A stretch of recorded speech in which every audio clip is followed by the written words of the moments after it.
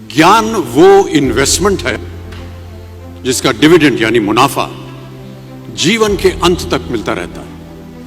मैं ऐसा मानता हूं कि एक सामान्य जिंदगी जीने के लिए इंसान को रोटी कपड़ा और मकान के अलावा अगर किसी चीज की सबसे ज्यादा जरूरत होती है तो वो है शिक्षा, एजुकेशन। आपके पास यदि धन है तो आप उसे गोल्ड में कन्वर्ट कर सकते हैं। धन हो या सोना,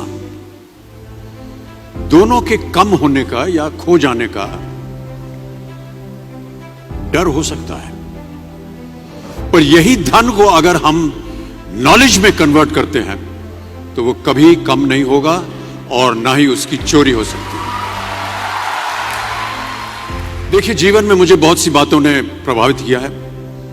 मेरे ये अनुभव सुनने में शायद साधारण लगे, पर इनमें छिपा सार असाधारण है, अनमोल है। यदि मैं आपसे पूछूं कि सबसे शक्तिशाली व्यक्ति कौन है, सबसे शक्तिशाली व्यक्ति कौन है, तो कोई कहेगा कि जिसके पास पावर है, वेपन्स हैं, शस्त्र है, धन है, किसी देश का राजा या किसी सल्तनत का वारिस है।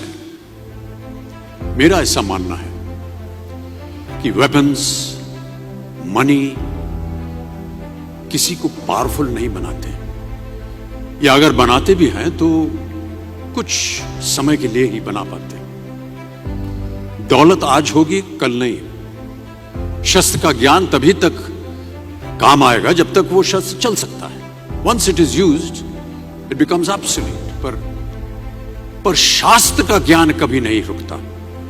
Knowledge can never be obsolete. शास्त्र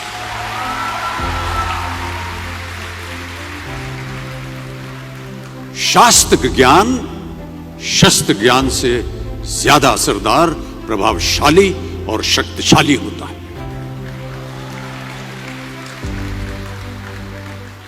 अब देखिए, एक राजा ने कितने राज्यों पर विजय प्राप्त की, कौन कौन से शस्त्रों का इस्तेमाल किया, कितने सैनिक थे, यह शायद आपको याद न हो, पर जीरो की खोज किसने की,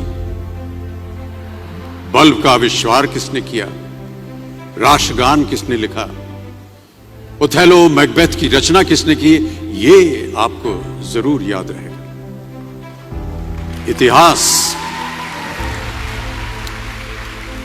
इतिहास गवाह है कि एक राजा अपनी शक्ति के बल पर केवल वहीं तक पूजा जाता है जहां तक उसका साम्राज्य फैला होता है। वो केवल अपनी प्रजा का प्रिय होता है। पर